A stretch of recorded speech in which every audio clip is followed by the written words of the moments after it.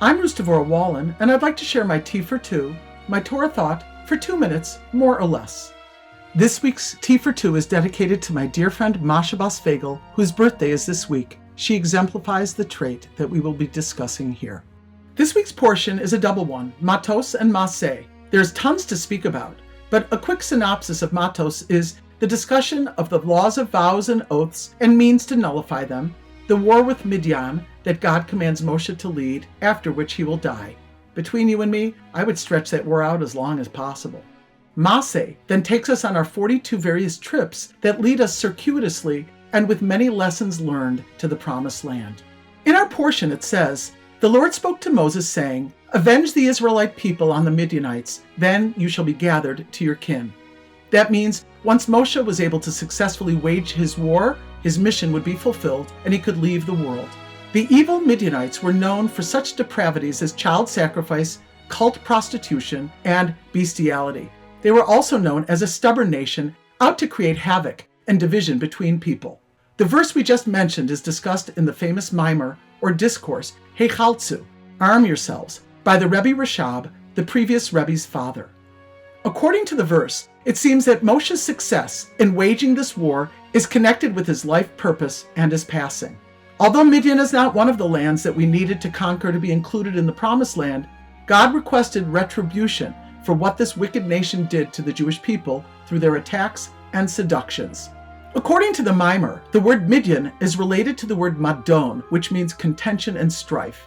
Every nation has a spiritual component representing an emotional attribute or sephira, which we have previously discussed. The attribute of Midian is division and antipathy. This persona is characterized by hatred and disunity between people. This is the exact opposite of holiness and godliness.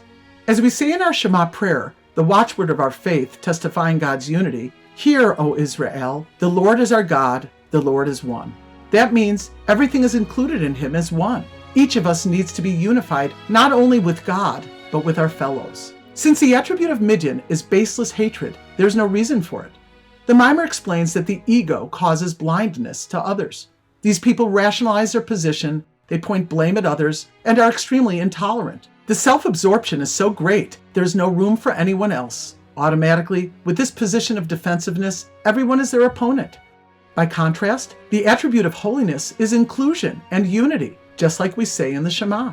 To emulate God and to try to connect with his unity is the goal. To do so, we must be able to humble ourselves. According to the first Lubavitcher Rebbe, Rebbe Shner Zalman, true wisdom is characterized by humility. It's found in the word chokhmah, wisdom, which is comprised of two different words, koach, ma. The potential, koach, for ma, what is. It's open to all possibilities. Thus, a person who is in a state of humility or self-nullification can feel connected with anybody and everyone, and is open to different ideas. As you may recall, it says when the Jewish people encamped at the mountain to receive the Torah, it uses a singular form of the verb. According to Rashi, it demonstrates that we are one people with one heart. These days, it seems that the attribute of Midian has popped up everywhere. It's been very difficult to see eye to eye even with our closest friends and family. The world is divided, politics are polarized, religious groups are oppositional, even medical and research groups are contradictory and unreceptive to one another. The lesson of this week's portion is, let us all come together, unified as one people with one heart, to be able to enter the land without strife.